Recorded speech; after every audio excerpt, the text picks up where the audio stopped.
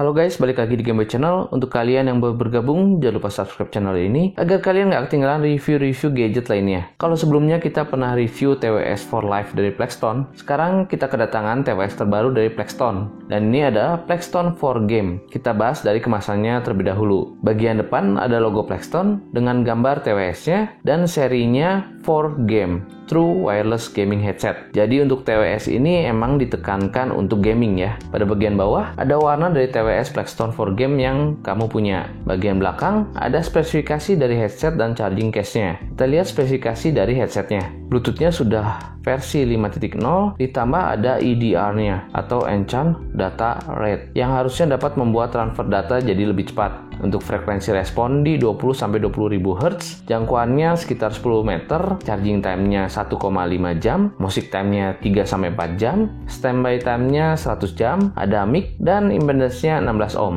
Untuk spesifikasi charging case-nya adalah sebagai berikut. Dimensi case-nya itu 66 x 31,5 kali 35 mm, input charge-nya micro USB 5 volt 1 ampere, output charge-nya bisa 4-6 kali, kapasitas baterai di 350 mAh, standby time-nya di 30 hari. Saya rasa untuk kemasan sudah cukup, kita lanjut unboxing.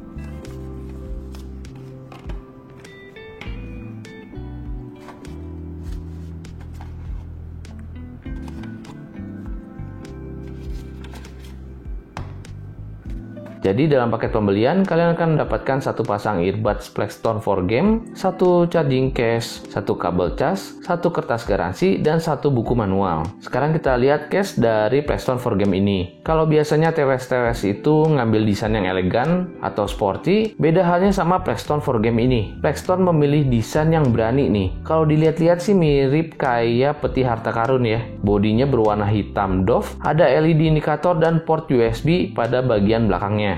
Pada bagian bawahnya ada logo Plextone dan beberapa keterangan mengenai Plextone for Game ini. Saat dibuka case-nya, kita juga akan dimanjakan dengan tutup case-nya yang sudah magnetik.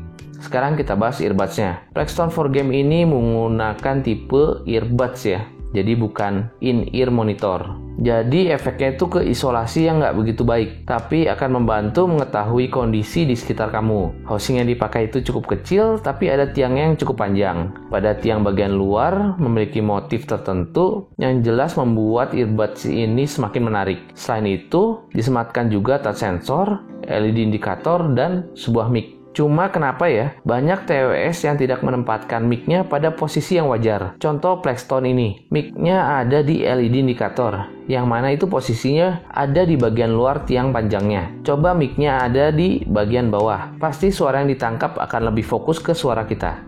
Untuk touch sensor yang ada di Plextone for Game ini memiliki fungsi sebagai berikut. Tap 1 kali untuk play atau pause, tap 2 kali untuk next, tap 3 kali untuk previews, tap 4 kali untuk gaming mode, tahan selama 2 detik untuk voice assistant, tahan selama 3-5 detik untuk mematikan atau menyalakan earbuds. Jadi kamu bisa pakai fungsi ini di earbuds kiri atau earbuds kanan ya. Semua tabnya bisa berjalan dengan sempurna. Sekarang kita bahas suaranya. Karena ini TWS Gaming, kita mulai bahas suaranya pada saat main game. Seperti biasa, game yang saya pakai itu COD Mobile ya. Untuk bermain game, Plextone for Game ini memiliki surround yang bagus. Bagus banget malah. Arah suara tembakan dapat benar-benar terdengar dengan jelas. Tapi sayangnya karena Plextone for Game ini bertipe earbuds, jadi bunyi ledakan dan tembakan itu kurang terasa menggelegar gitu, kurang epic. Tapi menurut saya masih cukup, masih enak kok. Untuk delay masih ada, tapi dikit. Dan ini adalah contohnya.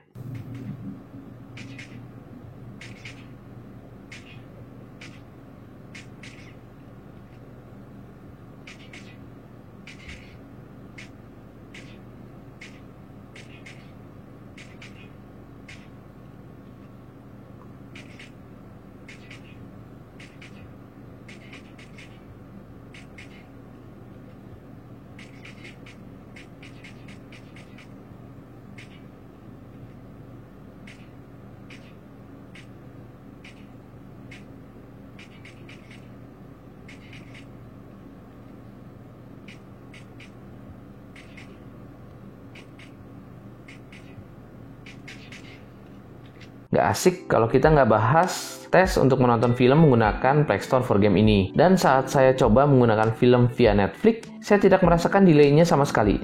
Untuk suara surround-nya asik banget buat nonton, dan bass yang dihasilkan cukup untuk meningkatkan adrenalin.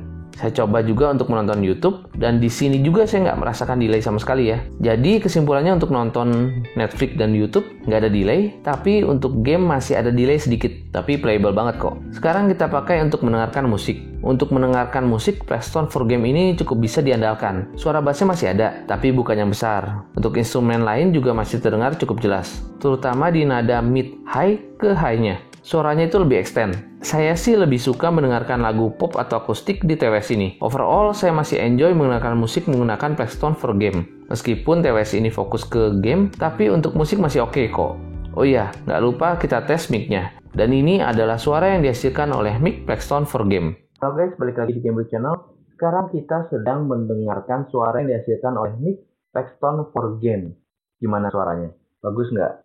Tes 1, 2, 3, 4, ini adalah suara yang dihasilkan oleh Play Store for Game. Lanjut kita masuk ke kesimpulan. Kesimpulannya, untuk kamu yang senang main game di rumah, Play Store for Game ini bisa jadi pilihan kamu. Tapi kalau kamu main di keramaian, pasti akan terganggu dengan suara lingkungan sekitar. Karena tipe Play Store for Game ini adalah earbuds. Dan earbuds itu isolasi suaranya kurang oke.